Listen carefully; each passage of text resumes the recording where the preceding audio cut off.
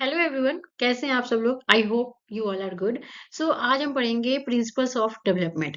सो इससे पहले हमने प्रीवियस क्लास में पढ़ा है डेवलपमेंट क्या है, ग्रोथ क्या है and difference between develop growth and development. हमने स्टेजेस भी कवर किया है। अगर आपने वो वीडियो नहीं देखा है तो मेरे चैनल पे जाइए और जाके उस वीडियो को देखिए। अगर और लाइक आपको पसंद आए तो लाइक शेयर सब्सक्राइब भी करिए। लेकिन अभी हम प्रिंसिपल ऑफ डेवलपमेंट पढ़ेंगे। उससे पहले मैं आपको थोड़ा सा ओवरव्यू दे देती हूँ कि डेवलपमेंट होता क्या है। तो डेवलपमेंट एक लाइफ लॉन्ग प्रोसेस है।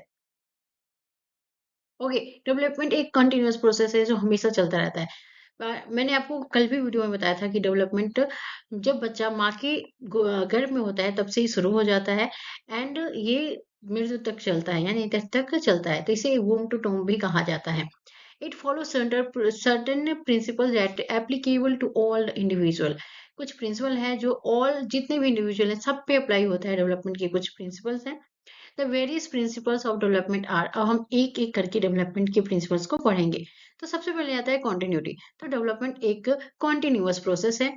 ओके, जो कि हमेशा डेवलपमेंट एक कॉन्टिन्यूअस प्रोसेस है, कभी भी स्टॉप नहीं होता, हमेशा चलता रहता है। ठीक है, जैसे कि हम अपनी डेली लाइफ में नई नई चीजें सीखते हैं। कभी हमारा लैंग्वेज कोई कभी हम कोई लैंग्वेज सीख रहे हैं, कभी कुछ सीख रहे हैं। तो हम डेवलपमेंट इसलिए ये कंटिन्यूअस प्रोसेस है और लाइफ लॉन्ग प्रोसेस है, क्योंकि हम डेली ही कुछ ना कुछ सीखते हैं। ओके, तो लर्निंग भी एक लाइफ लॉन्ग प्रोसेस है, क्योंकि हम तो डेली कुछ ना कुछ नया नया सीखते हैं। Okay, now and second principle is general to specific. तो जन जो डेवलपमेंट होता है वो जनरल टू स्पेसिफिक होता है। ओके, इसका मतलब ये है कि हम पहले जनरल चीजें सीखते हैं, देन हम स्पेसिफिक चीजें पे जाते हैं। जनरल चीजें मतलब मान लीजिए आपने जैसे किसी छोटे बच्चे को देखा होगा कि जब वो पेंसिल का यूज करना सीखता है कि कैसे पकड़ते हैं, कैसे लिखना सीखता है। तो पहले वो अपने पूरे के पूरे फिंगर्स को यूज पूरा का पूरा पूरा हैंड का ही यूज करता है ऐसे पकड़ने के लिए और ऐसे-ऐसे लिखना शुरू करता है।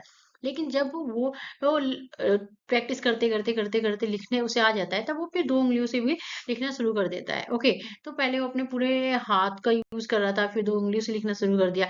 तो वो जनरल एक चीज़ से वो स्पेसिफिक चीज़ पे आया। इसलिए इसे बोला जाता है कि जो डेवलपमेंट होता है वो जनरल टू स्पेसिफिक होता है। अब हम पढ़ते हैं कि डेवलपमेंट का जो ये थर्ड प्रिंसिपल है, प्रिंसिपल ऑफ डायरेक्शन। ओके, तो डेवलपमेंट जो है वो एक डायरेक्शन को फॉलो करता है, जिसमें आते हैं दो डायरेक्शन है, जो कि एक है सेफोलोकार्डल, एक है प्रोक्सिमोडिस्टल। तो सेफोलोकार्डल जो डेवलपमेंट होता है वो हेड टू टो चलता है, यानी बच्चे का सबसे पहले सिर का डेवलपमेंट होगा, देन उसका बाकी ये आर्म का डेवलपमेंट होगा, देन उसके लेग्स के डेवलपमेंट होंगे। तो इस तरह से होता है। लेकिन जो प्रोक्सिमोडिस्टल होता है वो सेंटर से आउटवर्ड की तरफ जाता है। आप इसे एक डायग्राम से भी समझ सकते हैं, जैसे कि ओके जैसे कि ओके, आप समझ सकते हो कि मान लो ये एक मान लो ये एक बच्चा है।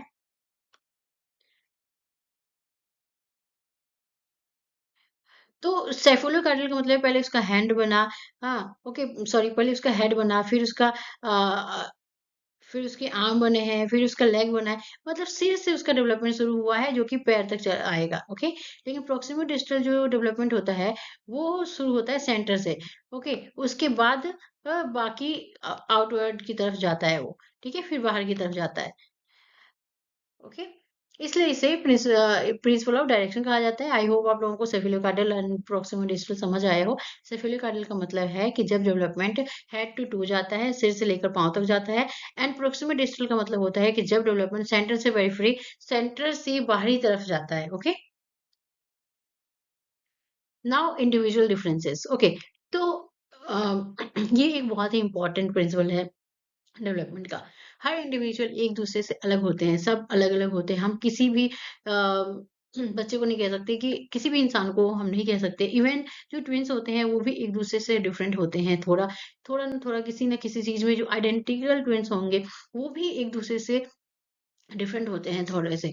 ओके, तो जब सब लोग एक दूसरे से डिफरेंट है, कोई भी सेम नहीं है, तो उनके डेवलपमेंट का जो रेट है, डेवलपमेंट का प्रोसेस है, वो भी डिफरेंट ही होगा। तो आपने देखा होगा कोई बच्चा 1 साल की उम्र में ही चलना सीख जाता है, कोई 1.5 साल लेता है, कोई 2 साल भी लेता है।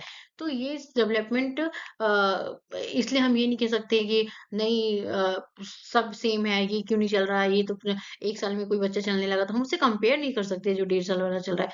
सबका डेवलपमेंट अलग-अलग टाइम पे होगा, सबका जो डेवलपमेंट का रेट है वो अलग-अलग है, ओके?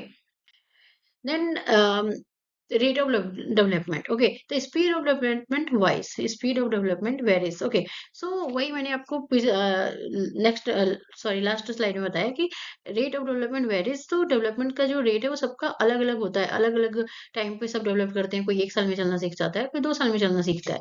ओके, तो हम या फिर हम ये भी कह सकते हैं किसी का फिजिकल डेवलपमेंट, जो हमारा फिजिकल डेवलपमेंट है और इमोशनल डेवलपमेंट है, कभी-कभी हो सकता है कि साथ-साथ चलें, कभी-कभी हो सकता है कि इमोशनल डेवलपमेंट, इमोशनल मैच्योरिटी आने में बहुत टाइम लग जाए, और कभी-कभी होता है कि हाँ, फिजिकल डेवलपमेंट भी हो रहा है, इमोशनल डेवलपमेंट भी हो रहा है, लेकिन कुछ लोगों का और मोस्टली लोगों का इमोशनल डेवलपमेंट बहुत देर से होता है और फिजिकल डेवलपमेंट पहले ही हो गया होता है। तो डेवलपमेंट का जो रेट है या डेवलपमेंट की जो डेवलपमेंट की जो आप टाइप्स है, आप ये समझो कि डेवलपमेंट सबका सेम नहीं होता, सेम तरीके से नहीं होता।